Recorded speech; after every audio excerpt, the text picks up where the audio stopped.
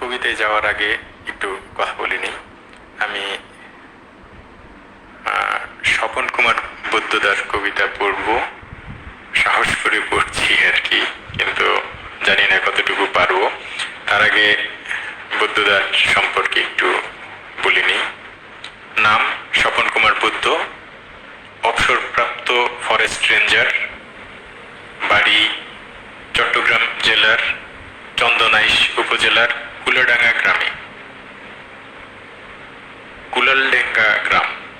চট্টগ্রাম বিশ্ববিদ্যালয় থেকে দর্শন শাস্ত্রে অনার্স সহ স্নাতক ও স্নাতকোত্তর ডিগ্রি অর্জন, তারপর ডিপ্লোমা ইন ফরেস্ট ডিগ্রি অর্জন। উনি একজন ইউটিসি এবং বিএনসিসির ক্যাডেট।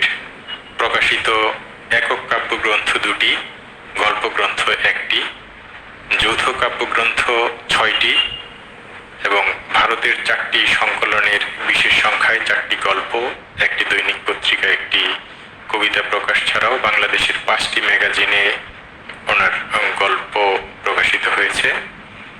সাহিত্য শখ, সাহিত্য চর্চা ও গান শোনা। আমি ওনার আমরণ ভালোবাসা কবিতাটি আবৃত্তি করার চেষ্টা করছি।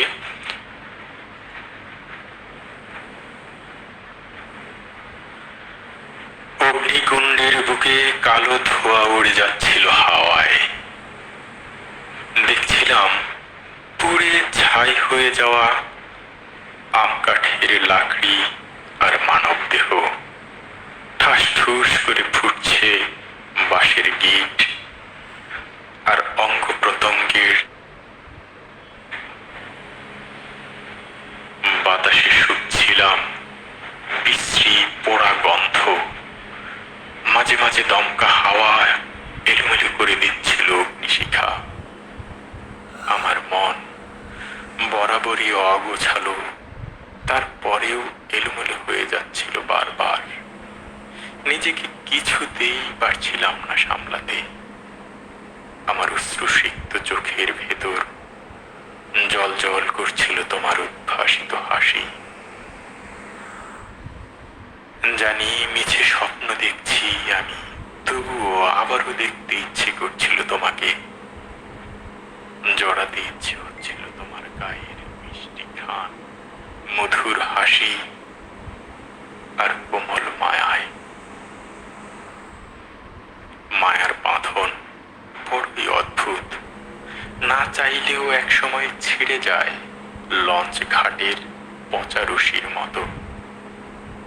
জানি শত চেষ্টা করেও জোড়া লাগানো যাবে না এই ছিন্ন রশি, যে রশি ছিন্ন করে দিল শ্মশানের উত্তপ্ত শিখা, যে শিখা আমার জীবন থেকে কেড়ে নিল তুমি নামের এক মানব দেহ, তুমি নামের আমার আমরণ ভালোবাসা। জানি শত চেষ্টা করেও জোড়া লাগানো যাবে না এ ছিন্ন রশি, যে শিখা আমার জীবন থেকে কেড়ে নিল তুমি নামের এক মানব দেহ, তুমি নামের আমার আমরণ ভালোবাসা। ধন্যবাদ।